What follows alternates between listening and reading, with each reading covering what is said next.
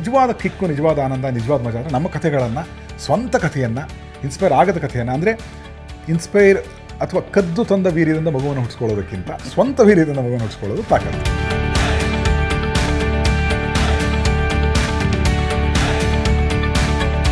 ನಮಸ್ಕಾರ, ನನ್ನ ಹೆಸರು ರೋಹಿತ್ ಪದಕಿ ಅಂತ. ಕಳೆದ ವರ್ಷ ಇದೇ ಹೊತ್ತಿಗೆ ಇದೇ ಒಂದು ಜಾಗದಲ್ಲಿ ಕೂತು ನಾನು ಒಂದು ಡಿಸ್ಕಷನ್ ಮಾಡಿದ್ದೆ. ಅದು ಯೂಟ್ಯೂಬಲ್ಲಿ ನನ್ನ ಸಿನಿಮಾ ಸೂತ್ರ ಚಾನಲಲ್ಲಿ ಬ್ಲಾಸ್ಟ್ ಆಗೋಗಿತ್ತು. ಈಗ ಅದ್ರ ಬಗ್ಗೆನೇ ಡಿಸ್ಕಸ್ ಮಾಡ್ತಿದ್ವಿ. ಇವತ್ತು ಕೂಡ ಇದೇ ಜಾಗದಲ್ಲಿ ಒಂದು ಒಳ್ಳೆ ಆ್ಯಂಬಿಯನ್ಸ್ ಇದೆ, ಆರಾಮಾಗಿ ಕೂತು ಹರಟೆ ಹೊಡೆಯೋಣ, ಚರ್ಚೆ ಮಾಡೋಣ ಅಂತ ಬಂದಿದ್ದೀನಿ. ಯಾಕೆಂದರೆ ಬರವಣಿಗೆ ಅನ್ನೋದು ಇವತ್ತು ಬಹಳ ಕಷ್ಟದ ಕೆಲಸ ಅಂತ ಮಾತಾಡ್ಕೋತಿದ್ದಾರೆ. ಅಂಥ ಬರವಣಿಗೆಗೆ ಒಬ್ಬ ಶಾರದಾ ಸುತ ಸಿಕ್ಕಿದ್ದಾರೆ ಕನ್ನಡ ಇಂಡಸ್ಟ್ರಿಯಲ್ಲಿ ಅಂತ ಹೇಳಿದ್ರೆ ಸುಳ್ಳಾಗಲ್ಲ. ಅದು ನನ್ ಅದರ್ ದ್ಯಾನ್ ನಮ್ಮ ಮಠ ಗುರುಪ್ರಸಾದ್ ಅವರು. Sir, first of all congratulations. Thank you. ಕಳೆದ ವರ್ಷ ಗುರುಪ್ರಸಾದ್ ಸರ್ ನಮಗೆ, ನಾನೊಂದು ಸ್ಕೂಲ್ ಮಾಡ್ತೀನಿ, ಆ ಸ್ಕೂಲ್ ಅಲ್ಲಿ ಬರೋವಂಥ ವಿದ್ಯಾರ್ಥಿಗಳು ನೆಕ್ಸ್ಟ್ ಒಂದು ಸಿನಿಮಾ ಮಾಡ್ತಿರ್ತಾರೆ, ಆ ಸ್ಕೂಲ್ನ I will make it stand in a very big way ಅಂತ ಹೇಳಿದ್ರಿ. ಅದನ್ನು ನೀವು ಮಾಡಿ ಪ್ರೂವ್ ಮಾಡಿದ್ದೀರಾ ಆ್ಯಂಡ್ ಕಂಗ್ರ್ಯಾಚುಲೇಷನ್. Thank you. ಇಲ್ಲ, ನಾನು ಆ್ಯಕ್ಚುಲಿ ನಿಮಗೊಂದು ಕಂಗ್ರ್ಯಾಚುಲೇಷನ್ ಹೇಳಬೇಕು, ಮುಖಸ್ತುತಿ ಅಂತಲ್ಲ. ಯಾಕೆಂದರೆ ಲಾಸ್ಟ್ ಟೈಮ್ ಇದೇ ಥರ ಮಾತಾಡ್ತಾ ನೀವು ಯಾವಾಗ ಮಾಡ್ತೀರಿ ಸಿನಿಮಾ ಅಂತ ಕೇಳಿದ್ದೇನೆ ಅದೇ ಇಂಟರ್ವ್ಯೂಲಿ. ರೋಹಿತ್ ಪದಕಿ, ನಿಮ್ಮನ್ನು ನಾನು ಒಬ್ಬ ರೈಟ್ರಾಗಿ ಗುರುತಿಸಿ ನಾನು ಯಾವಾಗ ಹೇಳ್ತಾ ಇದ್ದೆ, ಬೇಗ ಸಿನಿಮಾ ಮಾಡಿ, ಒಳ್ಳೆ ರೈಟರ್ ಶುಡ್ ಬೇಗ ಮಾಡಬೇಕು, ಕೆಟ್ಟ ರೈಟರ್ಸ್ ನಿಧಾನ ಮಾಡಬೇಕು. ನಿಮ್ಮ ಬರವಣಿಗೆ ಸ್ಟ್ರೆಂತು ಸಿನಿಮಾದಲ್ಲಿ ಪ್ರದರ್ಶನವಾಗಲಿ ಅಂತ ಹೇಳ್ತಿದ್ದೆ. ಈಗ ದಯವಿಟ್ಟು ಗಮನಿಸಿ, ರೆಡಿ ಮಾಡಿದ್ದೀರಿ, ಅದಕ್ಕೆ ಕಂಗ್ರ್ಯಾಚುಲೇಷನ್ಸ್.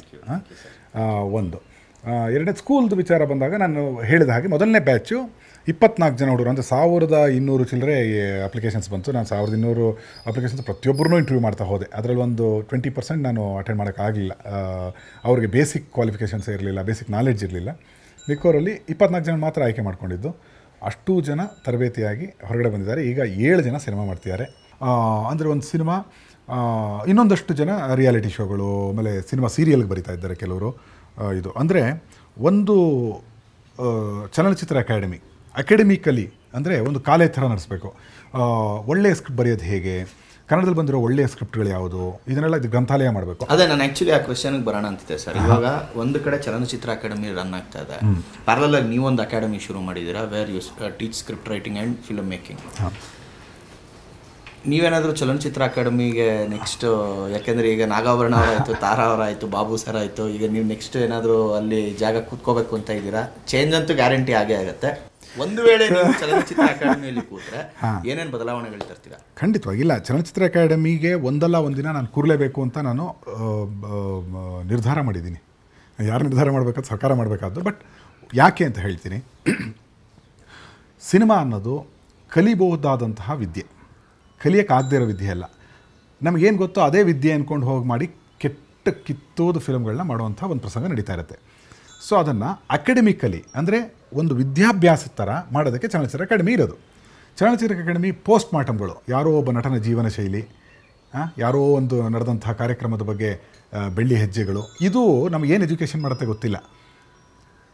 ಒಳ್ಳೆಯ ಸ್ಕ್ರಿಪ್ಟ್ಗಿರಬೇಕಾದ ಗುಣಲಕ್ಷಣಗಳು, ಒಳ್ಳೆಯ ಸಿನಿಮಾಗಿರಬೇಕಾದಂಥ ಗುಣಲಕ್ಷಣಗಳು, ಅದು ಬೇಕಾದ ಶ್ರಮ ಚಲನಚಿತ್ರ ಅಕಾಡೆಮಿ ಕಡೆಯಿಂದ ಆಗಬೇಕಿತ್ತು. ಆ್ಯಕ್ಚುಲಿ ನಾಗಾಭರಣ ಅವ್ರು ಬಂದಾಗ ಅದನ್ನು ತುಂಬ ಚೆನ್ನಾಗಿ ಮಾಡಿದ್ರು. ಅನಂತರ ತಾರಾ ಬಂದ ಆರ್ಟಿಸ್ಟ್ ಅವರು. ಬೇಸಿಕಲಿ ಅವರು ಅಕಾಡೆಮಿಕ್ಕಾಗಿ ಏನು ಮಾಡೋಕ್ಕೆ ಸಾಧ್ಯ ಅಂತ ಒಂದು ಪ್ರಶ್ನೆ ಇದ್ದೇ ಇತ್ತು. ನಂತರ ಅವರು ಹೊರಗಡೆ ಬರಬೇಕಾಯಿತು, ಹೊರಗಡೆ ಬಂದರು. ಆಕೆ ವ್ಯಕ್ತಿತ್ವವಾಗಿ ಆಕೆ ಬಗ್ಗೆ ಗೌರವ ಇದೆ. ಬಟ್ ಚಲನಚಿತ್ರ ಅಕಾಡೆಮಿ ಅಧ್ಯಕ್ಷರಾಗಬೇಕಾದ್ರೆ ಕೆಲವು ಮಾನದಂಡಗಳಿರಬೇಕು. ನಾವು ರಾಜೇಂದ್ರ ಸಿಂಗ್ ಬಾಬು ಅವರಿದ್ದಾರೆ. ಮೀರಿ ನನಗೆ ಚಲನಚಿತ್ರ ಅಕಾಡೆಮಿ ಅಂದರೆ ನಾನೊಬ್ಬ ಸಿನಿಮಾಸಕ್ತ, ಸ್ಕ್ರಿಪ್ಟ್ ಆಸಕ್ತ ವ್ಯಕ್ತಿಯಾಗಿ ನಾನು ಪಾಠ ಕೂಡ ಹೇಳಿದ್ದೀನಿ ಅಲ್ಲೆಲ್ಲ ಸಾಕಷ್ಟು. ಹಾಗೆ ಅಲ್ಲಿಂದ ಏನೋ ಆಗಬೇಕಿದೆ, ಆಗ್ತಾಯಿಲ್ಲ, ಕೊರಗಿದೆ. ಅಷ್ಟು ದೊಡ್ಡ ಸಂಸ್ಥೆ ಅದು, ಸರ್ಕಾರ ನಿರ್ವಹಿಸ್ಕೊಟ್ಟಿದೆ. ಮಾಡಬೇಕಾಗಿರೋ ಕೆಲಸಗಳು ಇಷ್ಟಿದೆ, ಅದು ಯಾವುದು ನಾನು ಕಾಣಿಸ್ತಾನೆ ಇಲ್ಲ. ಬಟ್ ಬೇರೆ ಭಾಷೆಯಲ್ಲಿ ಎಲ್ಲಾದರೂ ಈ ಥರ ಆಗ್ತಿದೆ ಸರ್. ಅಂದರೆ ಅಕಾಡೆಮಿ ಮುಖಾಂತರ ಕೆಲವು, ಈಗ ಫಾರ್ ಎಕ್ಸಾಂಪಲ್ ಮಲಯಾಳಂ ಸಿನಿಮಾ ಬಗ್ಗೆ ನಾವು ಮಾತಾಡ್ತಾ ಇದ್ವಿ, ಅದು ಕಂಪ್ಲೀಟ್ ಟರ್ನ್ ಓವರ್ ಆಗೋಯ್ತು. ಅಂದರೆ ಒಂದು ನೆಲ ಕಚ್ಚಿದ ಒಂದು ಇಂಡಸ್ಟ್ರಿ ಇವತ್ತು ಎಂಥ ಒಂದು ದೊಡ್ಡ ಮಟ್ಟಕ್ಕೆ ಬೆಳೆದಿದೆ ಅಂದರೆ ಅದಕ್ಕೆ ಅಲ್ಲೊಂದು ಅಕಾಡೆಮಿ ಅಂತಿತ್ತ, ಹೇಗೆ ಫಾರ್ಮ್ ಆಯ್ತದೆ? ಮಲಯಾಳಂ ಇಂಡಸ್ಟ್ರಿ ಏನಾಯಿತು, ಆಸ್ ಯು ಸೆಡ್, ಅಲ್ಲಿ ಮೊದಲು ಕಥೆಯನ್ನು ಇಟ್ಕೊಂಡೇ ಸಿನಿಮಾ ಮಾಡ್ಕೊಂಬಂದರು ಒಂದಷ್ಟು ವರ್ಷಗಳ ಕಾಲ. ಯಾವಾಗ ಈ ಕಮರ್ಷಿಯಲ್ ಆರ್ಭಟ ಶುರುವಾಯಿತು, ಮಲಯಾಳಂ ಇಂಡಸ್ಟ್ರಿ ಡೌನ್ ಆಗಿ ಶುರುವಾಯಿತು. ಓಕೆ, ಮತ್ತೆ ಏನು ಮಾಡಿದ್ರು, ನಿಮ್ಮಂಥ ಚಿಂತಕರು, ನನ್ನಂಥ ಚಿಂತಕರು, ಸಿನಿಮಾಸಕ್ತರು ಸಿನಿಮಾ ನಿಲ್ಲಿಸಬೇಕು ಅಂತ ಹೇಳಿ ಅಕಾಡೆಮಿ ಥ್ರೂ ಗುರುಗಳು, ಅಂದರೆ ಈಗ ನೀವು ಒಳ್ಳೆಯ ಸಿನಿಮಾ ಮಾಡೋ ನಿರ್ದೇಶಕ, ನಾನು ಈಗ ಸಿನಿಮಾ ಮಾಡಬೇಕಾಗಿರೋ ನಿರ್ದೇಶಕ, ನಾನು ಇವತ್ತು ಬರ್ತೀನಿ, ನನಗೆ ನೀವೇನು ಇಟ್ಕೊಂಡು ನಿಮ್ಮ ಸಿನಿಮಾಗಳು ಮಾಡಿ ಗೆದ್ದು ಇಷ್ಟು ದೊಡ್ಡ ಡೈರೆಕ್ಟರ್ ಆದರೆ ನಂಗೆ ಹೇಳ್ಕೊಡಿ ಅಂತ ಕೂತ್ಕೊಂಡ್ರು.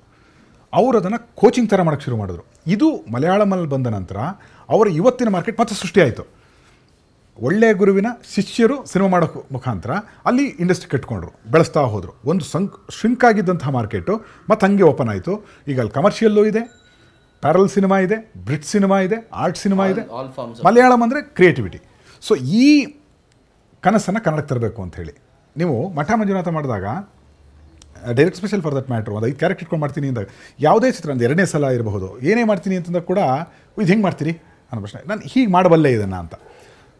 ಅದು ಹೊಸ ರೀತಿಯ ಕಥೆಗಳು ಮಾರ್ಕೆಟನ್ನು ಮುಂದೆ ಕರ್ಕೊಂಡು ಹೋಗುತ್ತೆ ಅನ್ನೋದು ನನ್ನ ವಿಷನ್. ನಾನು 12-13 ವರ್ಷದಿಂದ ಹೇಳ್ತಾ ಇದ್ದೀನಿ. ಅದೇ ಇವತ್ತು ಮುಂದಿನ ವಾರದ ಹಂತವಾಗಿ ಸಾಕಷ್ಟು ಪ್ರಯೋಗಗಳಾಗ್ತಾಯಿದೆ ಕನ್ನಡದಲ್ಲಿ. ನನಗಿಂತ ಮುಂಚೆ ಅದನ್ನು 20 ವರ್ಷದ ಹಿಂದೆ ಮಾಡಿದವರು ದೇಸಾಯಿ ಅವರು. ತರ್ಕ, ಉತ್ಕರ್ಷ, ನಿಷ್ಕರ್ಷ ಎಲ್ಲ ಇಂಗ್ಲೀಷ್ ಫಿಲಮ್ ಥರ ಮಾಡಿಬಿಟ್ರವರು. ಸೊ ಕಾಶಿನಾಥ್ ಅವರು ಮಾಡಿದರು. ಎಲ್ಲೋ ಒಂದು ಕಡೆ ಹೊಸ ಪ್ರಯತ್ನಗಳು ನೀವು ಕಲಿತು ಮಾಡೋದ್ರಿಂದ ಇವಾಗ ಇಂಡಸ್ಟ್ರಿ ಬೆಳೆಯುತ್ತೆ ಅನ್ನೋದು ಮಲಯಾಳಮಲ್ಲಿ ಪೂರ್ವವಾಗಿದೆ. ಸಿನಿಮಾನ ಸಬ್ಜೆಕ್ಟ್ ಆಗಿ ನೀವು you have to treat cinema as a subject. Yes ಅದು ಒಂದು ವಿಜ್ಞಾನವೇ. ಸೊ ಇನ್ನೊಂದು ನನಗೆ ಪ್ರಶ್ನೆ ಸರ್, ನೀವು ಸುನೀಲ್ ಕುಮಾರ್ ದೇಸಾಯಿ ಅವ್ರದ್ದಾಗಲಿ ಅಥವಾ ಕಾಶಿನಾಥ್ ಅವ್ರದ್ದಾಗಲಿ ಹೇಳಿದಾಗ ಆಗ ಬರ್ತಿದ್ದಂಥ ಕಥೆಗಳು ತುಂಬ ಸ್ವಂತಿಕೆ ಇದ್ದಂಥ ಕಥೆಗಳು. ಇವತ್ತೇನು ಬದಲಾವಣೆ ಅಂತ ಬರ್ತಾ ಇದೆ, ಇವತ್ತು ನೀವು ಆ ಸ್ವಂತಿಕೆಯನ್ನು ನೋಡ್ತಿದ್ದೀರಾ ಅಥವಾ ಹೇಗೆ ಬದಲಾಗಿದೆ? ನಾವು ಲಾಸ್ಟ್ ಟೈಮ್ ಮೀಟ್ ಮಾಡಿದ್ದಕ್ಕೂ ಈಗ ಮೀಟ್ ಮಾಡ್ತಿರೋದಕ್ಕೂ ಇಂಡಸ್ಟ್ರಿ ಬದಲಾಗಿದೆಯಾ, ಹೇಗೆ ಬದಲಾಗಿದೆ? ಅಂದರೆ ಅದೇ ಇನ್ಸ್ಪೈರ್ ಆಗೋದು ಅಂತ ಒಂದಿದೆ. ಇನ್ಸ್ಪಿರೇಷನ್ ಬೇರೆ ಬೇರೆ ಚಿತ್ರಗಳಿಂದ ಇನ್ಸ್ಪೈರ್ ಆಗುವಂಥದ್ದು, ಇಂಗ್ಲೀಷ್ ಚಿತ್ರದಿಂದ ಇನ್ಸ್ಪೈರ್ ಆಗುವಂಥದ್ದು ಹಿಂದೆಯಿಂದ ನಡ್ಕೊಂಬಂದಿದೆ. ಅದು ರಾಜನ್ ಸಿಂಗ್ ಬಾಬು ಅವರು ಕೂಡ ಇನ್ಸ್ಪೈರ್ ಆಗಿ ಸಿನಿಮಾ ಮಾಡಿದ್ದಾರೆ. ಕೆಲವು ನಿರ್ದೇಶಕರು ಅದನ್ನೆಲ್ಲ ಮಾಡ್ತಾ ಬಂದಿದ್ದಾರೆ. ಕೆಲವರು ದಟ್ಟವಾಗಿ ಇಲ್ಲ ನಾನು ಸ್ವಮೇಕಷ್ಟೇ ಮಾಡಬಲ್ಲೆ ಅಂಥೇಳಿ ಕೆಲವು ಚಿತ್ರದ ಮೂಲಗಳನ್ನ ಹುಡುಕ್ತಾ ಹೋದರೆ ಎಲ್ಲೋ ಒಂದು ಕಡೆ ಇನ್ಸ್ಪಿರೇಷನ್ ಸಿಗುತ್ತೆ ನಮಗೆ. ಯಾವ ಇನ್ಸ್ಪಿರೇಷನ್ನು ಸಿಗದೇ ಇರೋಂಥ ಚಿತ್ರಗಳು ಮಾಡಿದೆ ಒಬ್ಬ ನಿರ್ದೇಶಕನ ಕೆಲಸ. ಅವನ ಚಾನರ್ನ ಅವ್ನು ಕ್ರಿಯೇಟ್ ಮಾಡಬೇಕು, ಹೊಸದಾಗೇನೋ ಮಾಡಬೇಕು ಅಂತಂದಾಗ ಇವತ್ತು ಪ್ರಯತ್ನಗಳು ನಡೀತಿದೆ. ಇನ್ಸ್ಪೈರ್ ಆಗ್ತಾ ಇದ್ದಾರೆ.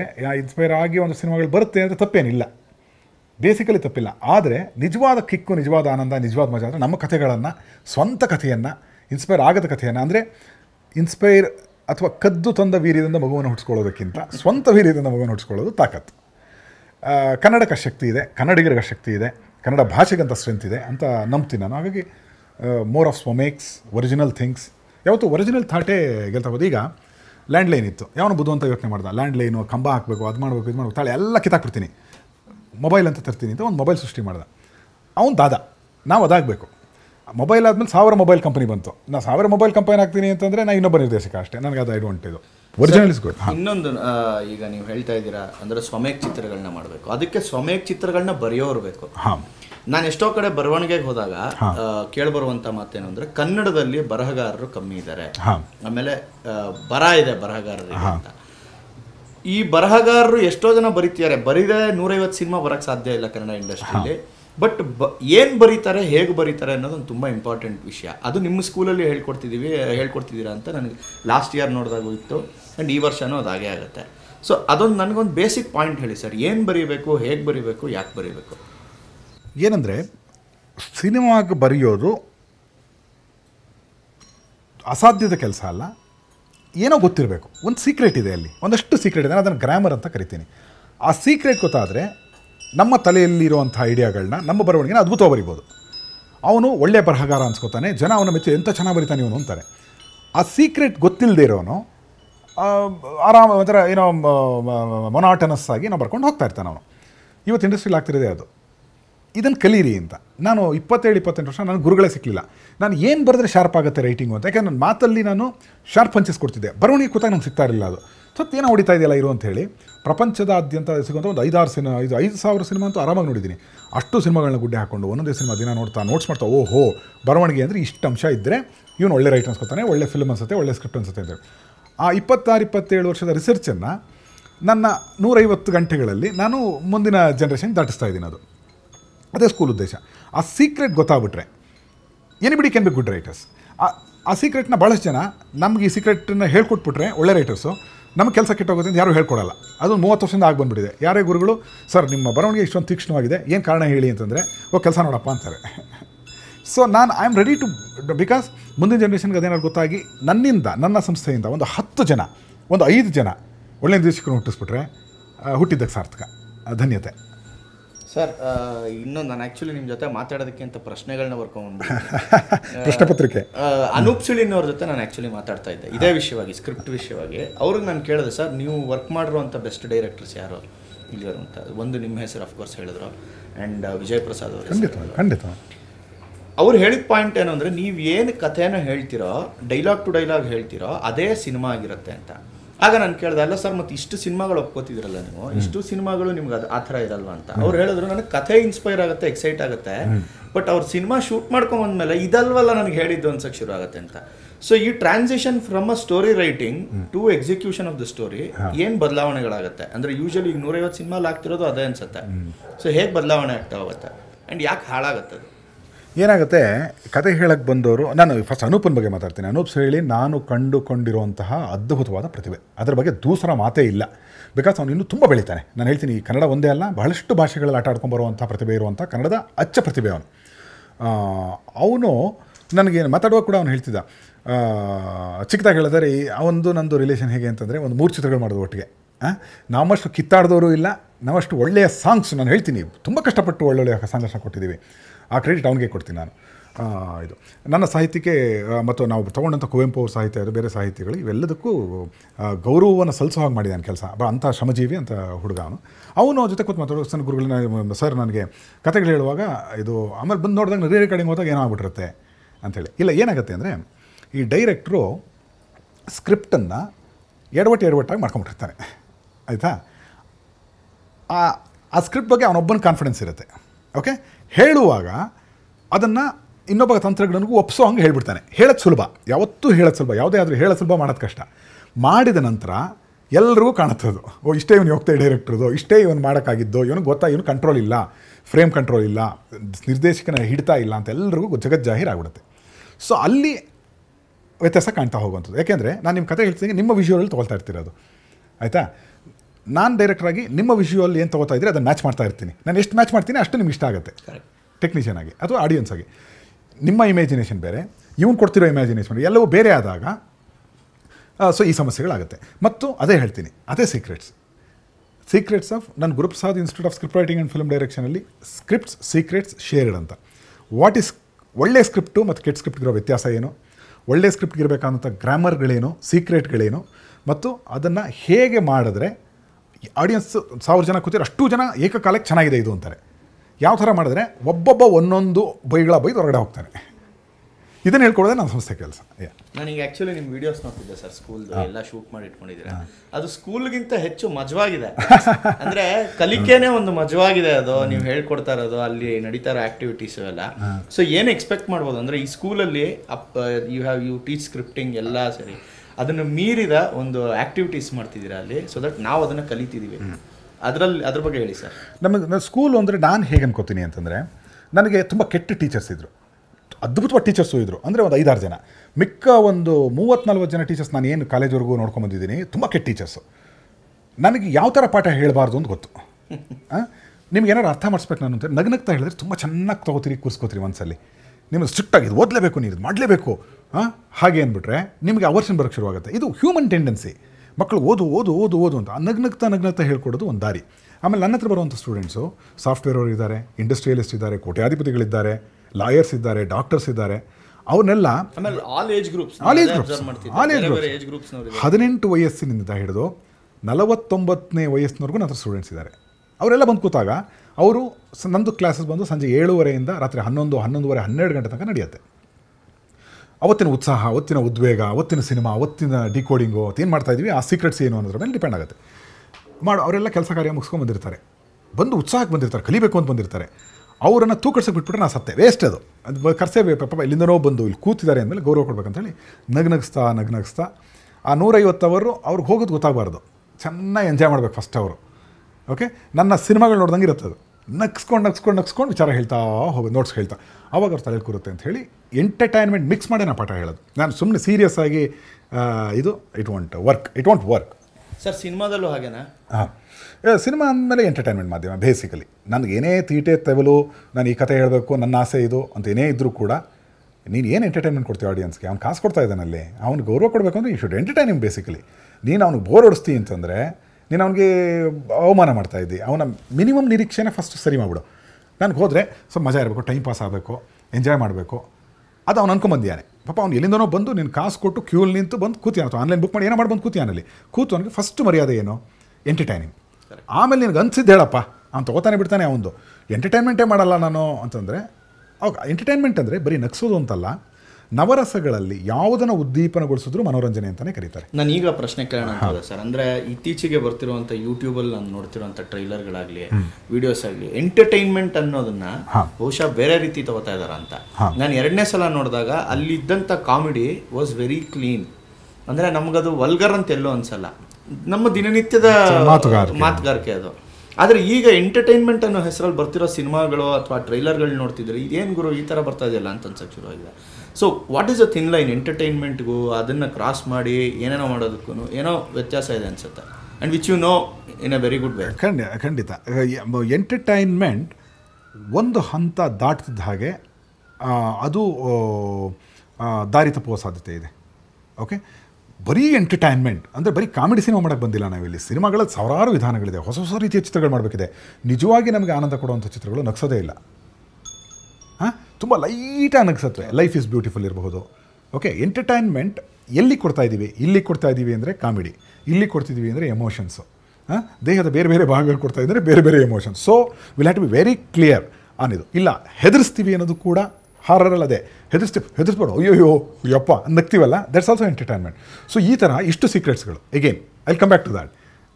ಓಕೆ, ಆ ಸೀಕ್ರೆಟ್ಸ್ಗಳು ನನ್ನ ಕ್ಲಾಸಲ್ಲಿ ಸಿಗುತ್ತೆ. Super sir. ಇನ್ನೊಂದು ನನಗೆ ತುಂಬ ಇಷ್ಟ ಆಗಿದ್ದೇನೆಂದರೆ ಯು ಆರ್ ಟೀಚಿಂಗ್ ಸ್ಕ್ರಿಪ್ಟ್. ಹಾಂ, which what is the basic ಕನ್ನಡದಲ್ಲಿ ಇವತ್ತು ಒಬ್ಬ ಸ್ಕ್ರಿಪ್ಟ್ ರೈಟರ್ಗೆ ಇರಬೇಕಾದಂಥದ್ದು?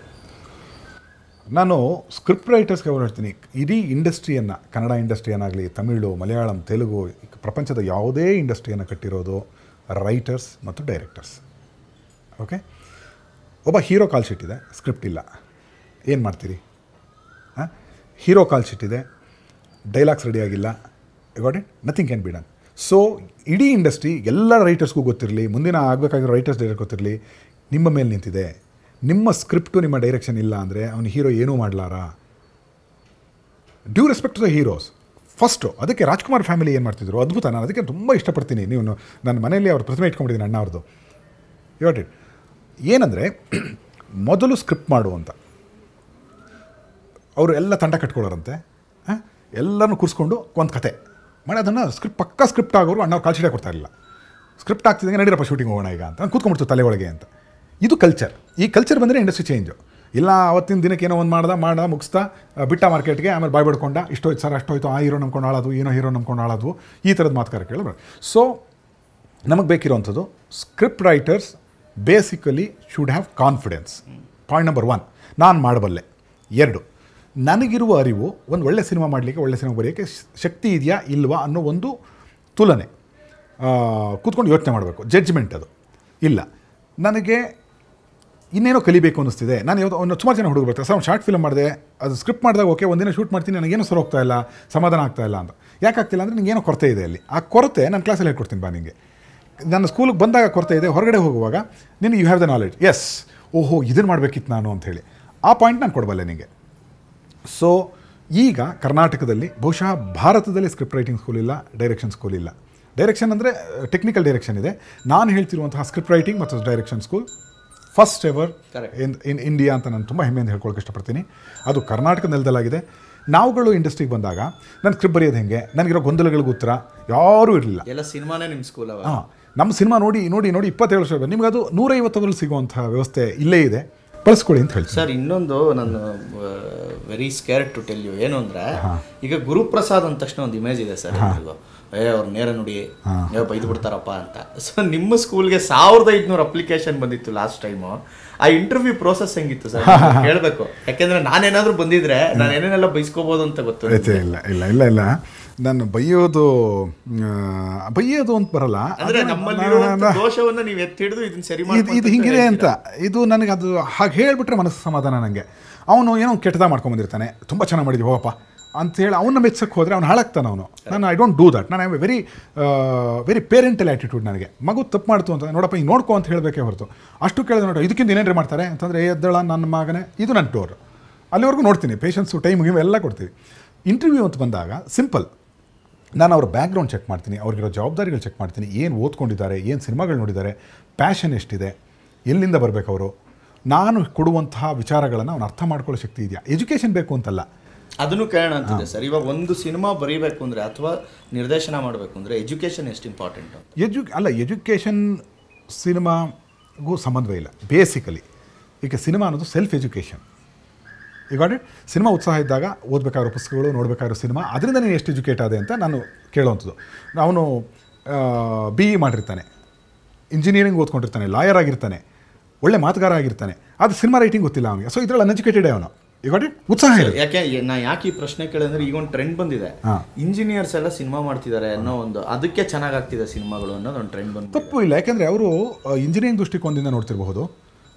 ಅಂದರೆ ಈ ತರಹ ಡಿಸೈನ್ ಮಾಡಿದ್ರೆ ಈ software will definitely affect and impact the audience ಅಂತ ಪ್ಲ್ಯಾನ್ ಆಗ್ತಿರ್ಬೋದು. ಇಂಜಿನಿಯರಿಂಗ್ ಆ್ಯಟಿಟ್ಯೂಡ್ ಬೇಕೇ ಬೇಕು. ನನ್ನ ಸ್ಕೂಲಲ್ಲಿ ಅದು ಹೇಳ್ತೀನಿ, you are an engineer, you are a lawyer. ಒಬ್ಬ ಡೈರೆಕ್ಟರ್, ಒಬ್ಬ ರೈಟರ್ ಅಂದರೆ ಅವ್ನು ಏನೇನಾಗಿರ್ತಾನೆ ಹೇಳ್ತೀನಿ ನೋಡಿ. ಅವನೊಬ್ಬ ಲಾಯರ್ ಆಗಿರ್ತಾನೆ, ಯಾಕಂದರೆ ಮಾತುಗಾರಿಕೆ ಬೇಕು, ವಾದಗಳನ್ನ ಮಂಡಿಸಬೇಕು, ಎರಡೂ ಕಡೆ ವಾದ, ಹೀರೋಗೂ ವಾದ ಮಾಡಬೇಕು, ಅದ್ಭುತವಾಗಿ ವಿಲನ್ಗೂ ವಾದ ಮಾಡಬೇಕು. ಹಾಗೆ ಡಾಕ್ಟರ್ ಆಗಿರ್ತಾನೆ, ಒಂದು ಮೆಡಿಕಲ್ ಸೈನ್ಸ್ ಬಂತು ಅಂತಂದರೆ ಅದಕ್ಕೆ ಹೀಗೆ ಅದಕ್ಕೆ ಉತ್ತರ ಅಂತ. ಅನ್ನಿಯನ್ನು ನೋಡಿ ನೀವು, ಮೇಲೆ ಮೆಡಿಕಲ್ ಡಾಕ್ಟ್ರು ಕೂತ್ಕೊಂಡು ಸುಮ್ಮನೆ ನೋಡಿ ಎಂಜಾಯ್ ಮಾಡೋಬೇಕು ಅವನು, ಅದ್ರ ಬಗ್ಗೆ ಕಾಮೆಂಟ್ ಹೊಡಿಯೋಂಗಿರ್ಬೋದು. ಆಮೇಲೆ ಮೇಷ್ಟ್ರಾಗಿರ್ತಾನೆ, ಗೋಡಿ ಅಲ್ಲಿ ಕೋಚಿಂಗ್ ಇರುತ್ತೆ. ಸೊ ಎಲ್ಲ ಅವತಾರಗಳನ್ನು ಎತ್ತೋನು ರೈಟ್ರು ಆ್ಯಂಡ್ ಡೈರೆಕ್ಟ್ರು. ಸೊ ಅಷ್ಟು ಅವತಾರಗಳು ಮತ್ತು ಈ ತರಹದ ಸೀಕ್ರೆಟ್ಸು ಏನು ಮಿನಿಮಮ್ ಗೊತ್ತಿರಬೇಕು ಒಬ್ಬನಿಗೆ ಅಂತ. That is in your school. So ಈ ಥರ ಎಷ್ಟೋ ವಿಷಯಗಳು ಗುರುಪ್ರಸಾದ್ ಸರ್ ಸ್ಕೂಲಲ್ಲಿ ಸಿಗುತ್ತೆ. ಎಲ್ಲರೂ ಬಂದು ಅಪ್ಲೈ ಮಾಡಿ. ಈಗಾಗಲೇ ಅಪ್ಲಿಕೇಶನ್ಸ್ ಬರ್ತಿದೆ. ಈಗ ಆಗಸ್ಟ್ 15 ಸ್ಟಾರ್ಟ್ ಆಗ್ತಿದೆ. ಸೊ ಅಪ್ಲಿಕೇಶನ್ಸ್ ತುಂಬ ಬರ್ತಿದೆ. ಈ ವಿಡಿಯೋ ಅಲ್ಲಿ ನಿಮಗೆ ನಂಬರ್ ಕೂಡ ಸಿಗುತ್ತೆ. ಆ ನಂಬರ್ ಕಾಲ್ ಮಾಡಿದ್ರೆ ನೀವು ಅಪ್ಲೈ ಮಾಡ್ಬೋದು. ಆಗಲೇ ಯೂಟ್ಯೂಬಲ್ಲಿ ಒಂದು 3 ಪ್ರೋಮೋ ಇದೆ ಸ್ಕೂಲ್ದು. You will enjoy it. ಒಂದು ಇದೆ, ಒಂದು ಏನಂದರೆ ಇದು ಈ ಸತಿ ನಾನು ಮಾಡ್ಕೊಡ್ತೀನಿ, I am restricting the seat capacity. 25 ಹುಡುಗರ ಮೇಲೆ ಬೇಡ ಅಂಥೇಳಿ. ಸೊ ಅದೊಂದಿದೆ. ಹಾಗಾಗಿ ಈಗ 15ರಿಂದ ಮೊದಲು ಇನ್ನೊಂದು ಬ್ಯಾಚು ಶುರು ಮಾಡ್ಕೊಳ್ತಾ ಇದ್ದೀನಿ. ಅದು ನಮ್ಮ ಹುಡುಗರು, ನಮ್ಮ ಅದಕ್ಕೊಂದು ತಂಡ ಇದೆ, ನನ್ನ ಸ್ಕೂಲ್ ತಂಡ, ಧೀರಜ್ ಅಂತೇಳಿ, ಅವರು ಅಟೆಂಡ್ ಮಾಡ್ತಾರೆ, ಅವರೆಲ್ಲ ಮಾಡ್ತಾರೆ. ನೀವೇನೋ ಹೇಳಿಕೊಟ್ರೆ. ಹಾಂ ಸರ್, ನಾನು ಇನ್ನೊಂದು ಕೇಳೋಣ ಅನ್ಕೋದೆ. ಇವಾಗ ಪಾಯಿಂಟ್ ಆಫ್ ವ್ಯೂ ರೈಟಿಂಗ್ ಅಂತ ಅಂದರೆ ನಾನು ನಿಮ್ಮಿಂದ ಕಲಿಬೇಕಾಗಿದೆ. ದೊಡ್ಡ ಮಾತು. 2ನೇ ಸಲ ನೀವು ಮಾಡಿದಾಗ ನನ್ನ ಪ್ರಕಾರ ಅದು ಕಂಡಿದ್ದೇನು ಅಂದರೆ, ಲಕ್ಷ್ಮೀ ಮೇಡಮ್ ಅವರ ಪಾಯಿಂಟ್ ಆಫ್ ವ್ಯೂ ಇಂದ ಒಂದು ಕತೆ ಹೋಗ್ತಿತ್ತು, ಸಂಗೀತ ಕತೆ ಪಾಯಿಂಟ್ ಆಫ್ ವ್ಯೂ ಇಂದ ಒಂದು ಕತೆ ಹೋಗ್ತಿತ್ತು, ಧನಂಜಯ್ ಪಾಯಿಂಟ್ ಆಫ್ ವ್ಯೂ ಇಂದ. ಬಟ್ ಅಲ್ಲಿ ಎದ್ದು ಕಾಣಿಸಿದ್ದೇನೆಂದರೆ ಸಂಗೀತ ಪರ್ಫಾರ್ಮೆನ್ಸು. ನನ್ನ ಪ್ರಕಾರ ಕನ್ನಡದಲ್ಲಿ ಇತ್ತೀಚೆಗೆ ಹೀರೋಯಿನ್ ಪಾತ್ರ ಸೃಷ್ಟಿ ಅಷ್ಟು ನೀಟಾಗಿ ಆಗೇ ಇರಲಿಲ್ಲ. ಒಂದು ಕಮರ್ಷಿಯಲ್ ಎಲಿಮೆಂಟಿಂದ ಹಿಡಿದು ಎಂಟರ್ಟೈನ್ಮೆಂಟ್ ವ್ಯಾಲ್ಯೂಸಿಂದ ಹಿಡಿದು ಆರ್ಟಿಸ್ಟಿಕ್ ವ್ಯಾಲ್ಯೂಸ್. ಸೊ ಈ ಮಟ್ಟದ ರೈಟಿಂಗ್ ಪಕ್ವತೆ ಅಂತ ಏನು ಹೇಳ್ತಾರೋ ಅದು ಹೆಂಗೆ ಸಾಧ್ಯ ಆಯಿತು ಆ ಸಿನಿಮಾಗೆ? 2ನೇ ಸಲ ಬಗ್ಗೆ ಹೇಳೋದಾದರೆ ಸಾಕಷ್ಟು ಜನಕ್ಕೆ ಮಿಸ್ ಆಗಿದೆ ಆ ಸಿನಿಮಾ. ನಾನು ಅದು ರಿಲೀಸ್ ಮಾಡಬೇಕು ಅಂತ ಪ್ಲ್ಯಾನ್ ನಡೀತಿದೆ, ಥ್ರೂ ಚಾನಲ್ ರಿಲೀಸ್ ಮಾಡಬೇಕು ಅಂತಿದೆ, ನೆಟ್ಫ್ಲಿಕ್ಸು, ಏನೇನೋ ಯೋಚನೆಗಳು ನಡೀತಾ ಇದೆ. ಅದಕ್ಕೆ ಮುಖ್ಯವಾಗಿ ಈ ಸಂಗೀತ ಭಟ್ ಬಂದು ಕನ್ನಡದ ಅಚ್ಚ ಪ್ರತಿಭೆ. ನನಗೆ ತುಂಬ ಇಷ್ಟವಾದ ಹುಡುಗಿ. ಇವಳನ್ನ ಕನ್ನಡದ ಹುಡುಗಿಯಾಗಿ ನಾನು ಪ್ರೆಸೆಂಟ್ ಮಾಡಬಲ್ಲೆ, ಮನೆ ಹುಡುಗಿ ಥರ ಸೆಕ್ಸಿಯಾಗೂ ತೋರಿಸ್ಬಲ್ಲೆ, ಹೋಮ್ಲಿಯಾಗೂ ತೋರಿಸ್ಬಲ್ಲೆ ಅಂಥೇಳಿ. ನಿಮ್ಮ ಚಿತ್ರದ ನಾಯಕಿ ಕೂಡ ಆಕೆ. ಶುಭವಾಗಲಿ, ಅವಳಿಗೂ ಶುಭವಾಗಲಿ, ನಿಮಗೂ ಶುಭವಾಗಲಿ. ಯಾಕೆ ತುಂಬ ಒಳ್ಳೆ ಪ್ರತಿಭೆ ಬೆಳಿಬೇಕು, ಕನ್ನಡದ ಪ್ರತಿಭೆಗಳು ಬೆಳೀರಿ ಅಂತ. ಅದಕ್ಕೆ ನಾನು ಮುಂದಿನ ಅದೇ ಮಾ ಚಿತ್ರಕ್ಕೂ ಕೂಡ ಆಡಿಷನ್ ಮಾಡಿದೆ. ಕನ್ನಡದ ಹುಡುಗಿನೇ ಆಗ್ತಾಯಿದ್ದೀನಿ. ನಾನು ಕನ್ನಡದ ಹುಡುಗರನ್ನ ಬೆಳೆಸೋಣ ಅನ್ನೋದು ನನ್ನ ಉದ್ದೇಶ. ಈ ಇದರಲ್ಲಿ ಪಾತ್ರ ಪೋಷಣೆ ಅಂತ ಒಂದು ಬರುತ್ತೆ. ಅಂದರೆ ಒಂದು ಪಾತ್ರ ಎಲ್ಲ ಸಿನಿಮಾದಲ್ಲೂ ಒಂದೇ ಥರ ಕಾಣಿಸ್ತಾ ಇದ್ದರೆ ಹೌದು, ಅದರಲ್ಲಿ ಏನೂ ಮಜಾ ಇಲ್ಲ. ಇದನ್ನು ಬೇಗ ಕಲ್ತ್ಕೊಂಡವರು ತಮಿಳು ಹೀರೋಗಳು. ಕಮಲ್ ಹಾಸನ್ ಅದರಲ್ಲಿ ಎಕ್ಸ್ಪರ್ಟು. ಒಂದರಲ್ಲಿ ಕುಳ್ಳ ಆಗ್ಬಿಟ್ರು, ಆಯಿತಾ, ಅದಕ್ಕೆ ತಕ್ಕಂಥದ್ದೇನೋ ಮಾಡಿದ್ರು. ಒಂದರಲ್ಲಿ ಗುಣ, ಮಾನಸಿಕ ಭ್ರಮೆ, ದೇವರು ಅಂತನೋ. ಇನ್ನೊಂದರಲ್ಲಿ ಮರ್ಮಕಲೆ ಕಲಿತು ಗೊತ್ತಿರುವಂಥ ತಾತ ಇಂಡಿಯನ್ನಲ್ಲಿ. ಸೊ ಈ ಟ್ರಾನ್ಸ್ಫಾರ್ಮೇಷನ್ಸ್ ಎಲ್ಲ ಕೊಡ್ತಾ ಪಾತ್ರ ಪೋಷಣೆ ಮಾಡ್ಕೋತಾ ಬಂದರು. ಆ ಪಾತ್ರ ಪೋಷಣೆ ಅವ್ರನ್ನ ಬೆಳೆಸಿ ಎಲ್ಲೋ ಕರ್ಕೊಂಡು ಹೊಟ್ಟೋಯ್ತು. ಸೊ ಒಂದೇ ಪಾತ್ರವನ್ನು ನಿರ್ವಹಿಸೋದು ತುಂಬ ಡೇಂಜರಸ್ ಒಬ್ಬ ಆರ್ಟಿಸ್ಟ್ಗೆ. You got it. 14 ವರ್ಷ ವಿಕ್ರಮ್ ಅನ್ನೋ ಸ್ಟಾರು ಒಂದೇ ಪಾತ್ರ ಲವರ್ ಬಾಯ್ ಕ್ಯಾರೆಕ್ಟರ್ ಮಾಡ್ತಿದ್ದ.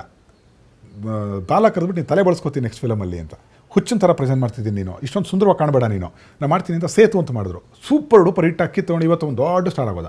ಸೊ ಪಾತ್ರ ಪೋಷಣೆಯಲ್ಲಿ ಎಡವದಾಗ ತಪ್ಪಾಗುತ್ತೆ. ನಾನು ಈ ಆ್ಯಕ್ಚುಲಿ ಸಿನಿಮಾ ನಿಲ್ಲದೆ ನಮ್ಮ 2ನೇ ಸಲ ಸಿನಿಮಾ ಮಜಾ ಕೊಡ್ತಾ ಹೋಗೋದು ಮೇಜರ್ ಫ್ಯಾಕ್ಟ್ರ್. ನಾನು ಹೇಳಿಬಿಟ್ಟಿದ್ದೆ ನಿನ್ನಿಂದನೇ ಕಣೆ ಹುಡುಗಿ ಅಂತ. ಇನ್ನೊಂದು ಲಕ್ಷ್ಮಿ ಅಮ್ಮ ಸೀಕ್ರೆಟ್. ಅದು ಆ ಸೀಕ್ರೆಟ್ ನಾನು ಕೊನೆವರೆಗೂ ಓಪನ್ ಮಾಡಲ್ಲ. ಆಕೆ ತುಂಬ ತಾಯಿಯಾಗಿರ್ತಾಳೆ, ಕೊನೆಯಲ್ಲಿ ಹಿಂಗೆ ಬಾಂಬ್ ಆಗ್ತಾಳೆ ಅವಳು. ಓಕೆ, ಧನಂಜಯ ಒಬ್ಬ ಪ್ಲೇಯರ್ ಬಾಯ್ ಆಗಿ, ಒಬ್ಬ ಲವರ್ ಬಾಯ್, ಎಷ್ಟು ಬೇಕಾದ್ರೆ ಹಿಂಗೆ ಕೌಂಟರ್ ಮಾಡ್ತಾ ಹೋಗ್ತಾನೆ. ಅವನು ರೆಗ್ಯುಲರ್ ಅಲ್ಲದೆ ಬೇರೆ ಥರ ಮಾಡಿಸ್ತೀನಿ ನಾನು ಆತನ ಕೈಲಿ ಅಂಥೇಳಿ ನಾನು ಮಾಡಿಸಿದಂಥದ್ದು. ನನಗೆ ಆ್ಯಕ್ಚುಲಿ ಈ 3 ಪಾತ್ರ ಪೋಷಣೆ, ಯಾಕೆಂದರೆ ಅಷ್ಟೊತ್ತು ಧನಂಜಯ ಸಿಕ್ಕಿದೆಲ್ಲ ಹೋಗ್ಕೊಂಬಿಟ್ಟಿದ್ದ, ಯಾವುದೋ ಫಿಲ್ಮ್ಸ್ಗಳು ಮಾಡಿದ್ದ. ನನ್ನ ಎಲ್ಲ ಒಂದೇ ಟೋನ್ ಹೋಗ್ತಾ ಇದೆ, ಏನೋ ಚೇಂಜ್ ಮಾಡ್ಬೇಕಂತೇಳಿ ಅವನ ಪಾತ್ರಕ್ಕೆ ಏನೇನು ಆಟ ಆಡಿದೆ. ಈಗ ಗಾಟ್ ಇಟ್.